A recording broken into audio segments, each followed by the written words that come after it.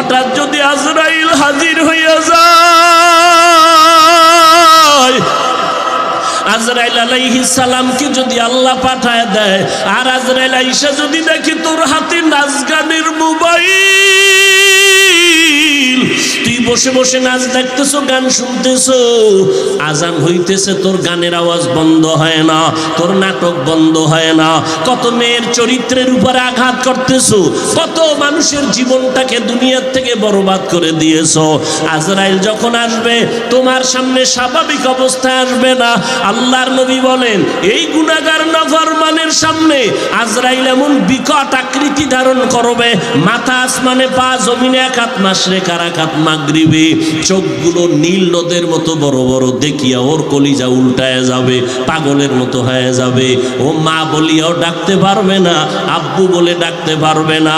আজরাইল আইসা রুহটা যখন ধরার জন্য শরীরের উপরে কদম রাখবে, রুহটা শরীরের জোড়ায় জোড়ায় জোড়ায় জোড়ায় পালাইতে থাকবে, বের হইতে চাইবে না। চরমনের জমিনে ঘুমান্ত সৈয়দ ইসহাক রহমাতুল্লাহ আলাইহি বলতেন, লাঠির আগায় আলকাতরা মাখিয়া তুলার মধ্যে বাড়ি দিলে তুলাগুলো যেমন লাঠির মধ্যে চলে আসে, ওরে গুনাহগার জাহান্নামের আসামির যুবক, আজকে গুনার মজা পাইয়া, আজকে তুমি আমি টুপি মাথায় দিই, তোমার পায়ে ধরলাম, তোমার টুপি মাথায় দিতে ভাল লাগে না, তোমার কপাল এত খারাপ, নিজেও দাড়ি রাখতে পারো না, যারা রাখে তাদেরও পছন্দ করো না, নিজেও নামাজ পড়ো না, যারা নামাজ পড়ে তাদেরও পছন্দ করো না, এত কপাল পোড়া তুমি কেমনে হইলা, নিজেও হালাল খাও না, যারা হালাল খায় তাদেরও তুমি পছন্দ করো না। আজরাইল যখন রুহুটা টান দিবে, সাথে সাথে শরীরের রগগুলো সিরিয়া রুহুটা হাতের মধ্যে চলে যাবে।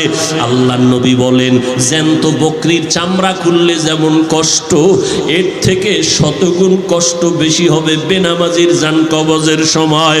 অনেক সময় যারা মরণের মানুষের পাশে থাকেন, দেখছেন বেনামাজির জান কবজের সময় চোখ উল্টায় যায়, হাত পা বাঁকা হয়ে যায়, এর মাত্র কারণ আজরাইলের দেখিয়া সহ্য করতে পারে নাই। নবী বলেন, ওর জন্য আমার মাওলা জাহান্নাম বানায় রাখছি, একটা জেলখানা বানায় রাখছেন। ওরে আল্লাহর দেওয়া পানি, আল্লাহর দেওয়া বাতাস, আমার মাওলার দেওয়া সূর্যের আলো, আমার আল্লাহর দেওয়া চাঁদের আলো, আমার আল্লাহর দেওয়া জমিনের ফসল খাইতেছ, আল্লাহর দেওয়া নদীর মাছ খাইতেছ, আল্লাহর এত কিছু নিয়ামত খাইয়া যারা আল্লাহর বিরোধিতা করবি, মানবি না, আলেম ওলামারা পাও ধরে ধরে নামাজের দাওয়াত দেয়, শুনবি না, এরপরও গালাগালি করবি। আল্লাহর নবী বলেন, আল্লাহ রাগ করিয়া বলে, ফেরেশতা ওই জাহান্নাম ওর জন্য বানায় রাখছি জেলখানা, আমার হুকুম মানে নাই। সরকারের নজরে আমরা জনগণ সব সমান, কিন্তু এরপরও সরকার জেলখানা বানায় রাখছে, রাষ্ট্রের মধ্যে বালাখানাও বানায় রাখছে। জেলখানা কাদের জন্য? যারা সরকারের আইন অমান্য করবে তাদের জন্য জেলখানা, ওখানে রিমান্ডের মাইর দেওয়া হয়। আল্লাহ বলেন, আমার কাছে সব বান্দা মোহব্বতের, আমি আল্লাহ চাই না কেউ জাহান্নামে যাক। এই জন্য আমি আল্লাহ প্রত্যেকটা রাতের গভীর তৃতীয় ভাগে আমি প্রথম আসমানে আসি, আমি আমার বান্দার গুনাহ মাফ করার জন্য ডাকতে থাকি, আলা মিন মুস্তাগফিরিন ফাগফির আলা, আলা মিন মুস্তারজিকিন ফারজুকা। আমি আল্লাহ পাক ভোর রাত্রে আসি, প্রতিদিন প্রথম আসমানে আমি হাজির হয়ে যাই, আর আমি ডাকতে থাকি, রে গুনাহগারেরা তোরা কই? ওরে শয়তানের ধোকায় পড়িয়া যারা গুনাহ করেছো, ওরে তোর 30, 40, 50, 70 বছর হায়াতটারে গুনাহে যারা কাটাইছো, শয়তানের ধোকায় নামাজ পড়তে পারো নাই, শয়তানের ওয়াসওয়াসায় গুনাহ করেছো, আমি আল্লাহ হাজির, আমার কাছে উঠি একবার আল্লাহ বলিয়া ডাক দাও।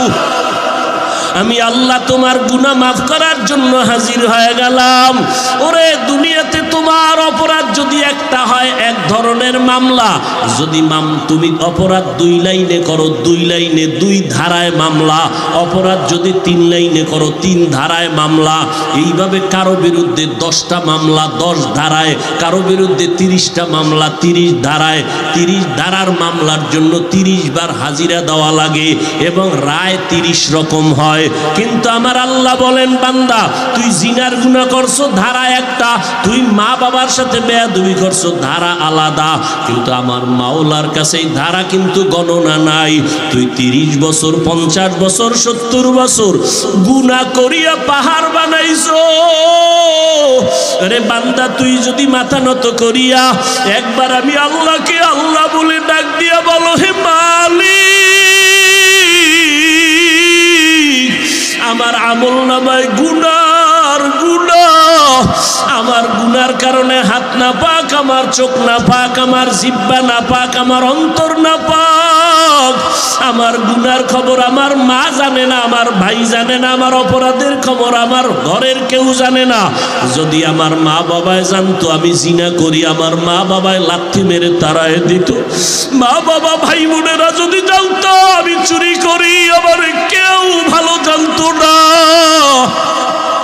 ও আল্লাহ তুমি জানো, তুমি দেখছো, এরপরেও রাগ করিয়া পানি বন্ধ করো নাই, খানা বন্ধ করো নাই, গুনার কারণে রাগ করিয়া আমার সম্মানের চেয়ার থেকে তুমি ফালাইয়া দাও নাই, গুনার কারণে তুমি রাগ করিয়া বাতাস বন্ধ করো নাই, গুনার কারণে বেজার হইয়া তুমি সূর্যের আলো চাঁদের আলো বন্ধ করো নাই। ও আল্লাহ আজকে আমি তোমার কাছে আসছি ক্ষমার জন্য।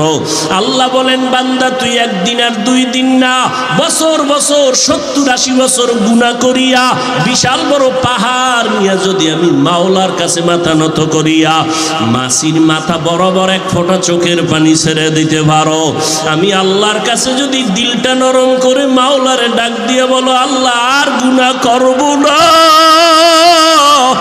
ওই জাহান্নামের আগুন সইতে পারবো না রে মালিক। ওরে ঘরের মধ্যে ঘুমাইতে গেলে মশারি টানায় ঘুমাই, মশার কামড়ে ঘুমানো যায় না। ও আল্লাহ গুনাহ নিয়ে কবরে গেলে যে আযাব হবে সহ্য করতে পারবো না, কই পাবো মশারি? দুনিয়াতে সূর্যের গরম সইতে পারি না, রাতের বেলা সূর্য নাই তারপরও ঘাম আর গরম, ফ্যানের বাতাস দিয়াও আমার ঘাম কমে না, গরম কমে না। আর গুনাহগার হইয়া কবরে গেলে জাহান্নামের আগুন, ওই জাহান্নামের আগুনের গরম কেমনে সহ্য করব আল্লাহ? আমি সইতে পারবো না। ও আল্লাহ জাহান্নামের আযাব সহ্য করতে পারবো না। একটা বেতের বাড়ি কেউ দিলে আমি বরদাস্ত করতে পারি না। আল্লাহর নবী বলেন, গুনাহ নিয়ে যারা কবরে যাবা ওই 2 পার্শ্বের মাটিকে আমার আল্লাহ ডাক দিয়া বলবে, রে কবরের মাটি ওই নাফরমান বেনামাজির 2 পার্শ্ব থেকে জোরে জোরে চাপ দাও। এত জোরে 2 পার্শ্বের মাটি চাপ দিবে পাজরের হাড়গুলো চুরমার হয়ে যাবে। একটা না 2টা না 70 থেকে 99টা সাপের কামড়। ও যুবকেরা, ও বৃদ্ধ বাবাজিরা, ও পর্দার আড়ালের মারা, ও বোনেরা, ভালো করিয়া বুঝো।